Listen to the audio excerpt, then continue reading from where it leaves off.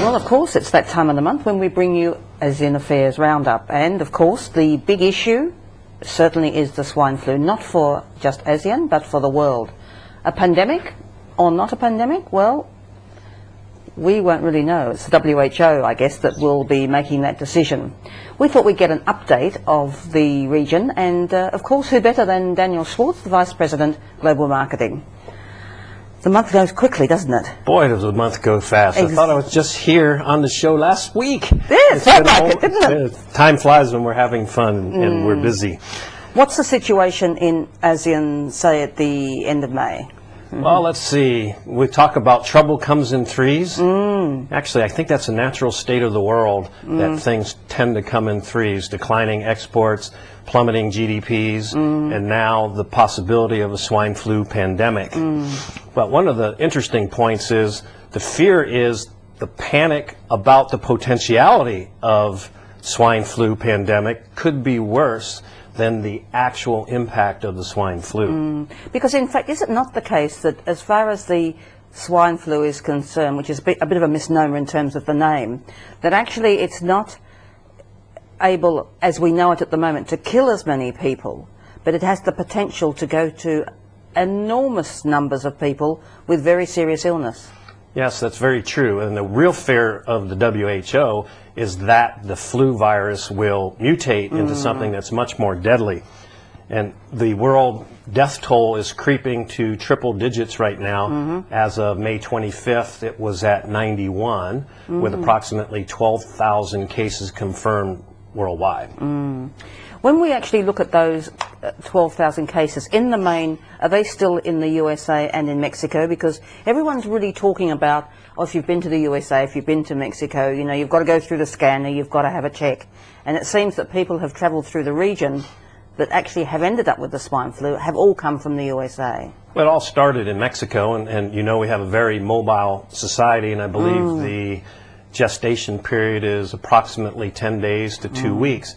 You can travel very far starting in Mexico or America in 10 days to 2 weeks. But most of the cases are outside of ASEAN. I mean, there's 46 countries involved with the 91 deaths so far, total worldwide. Philippines just had their second case of confirmed swine flu. Singapore is investigating 2 more cases. They had previously had 42 cases they were investigating. 34 were negative. 8 were just the normal seasonal flu. Come to Thailand, we had confirmed case in Thailand, and more than 20 people are under surveillance. So that's 1 confirmed case and 20 under surveillance. Created some anxiety in Cambodia because Cambodia is so close, and they're monitoring 3 Cambodian Americans. And there's a Vietnamese passenger that's quarantined in South Korea. Oh, really? So it's not a huge number yet over here, but the fear obviously is that it could spread and be significant.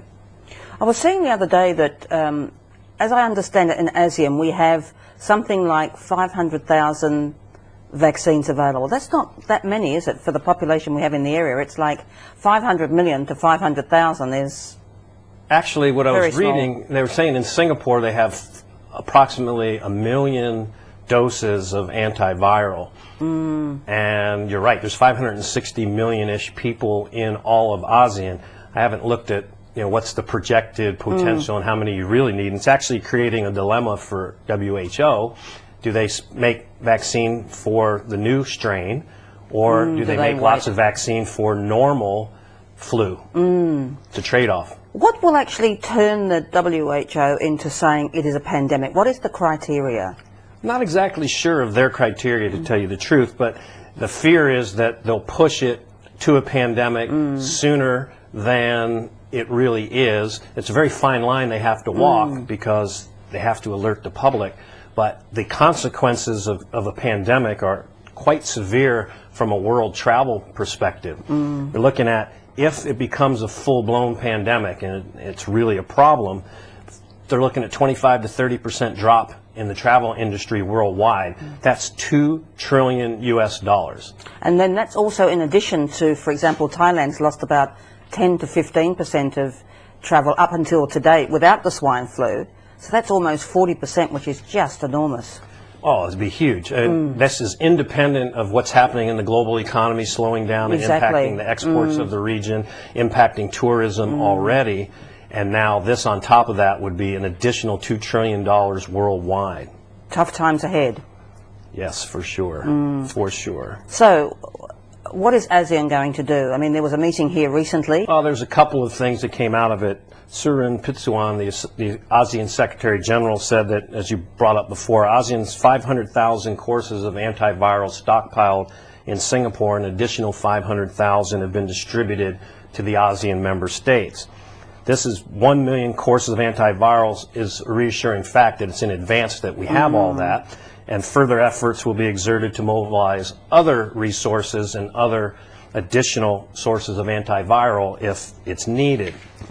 Then the ASEAN officials said, and actually this is very true, ASEAN's well prepared to face any potential widespread outbreak given their past experiences with SARS in 2003 and more recently the bird flu.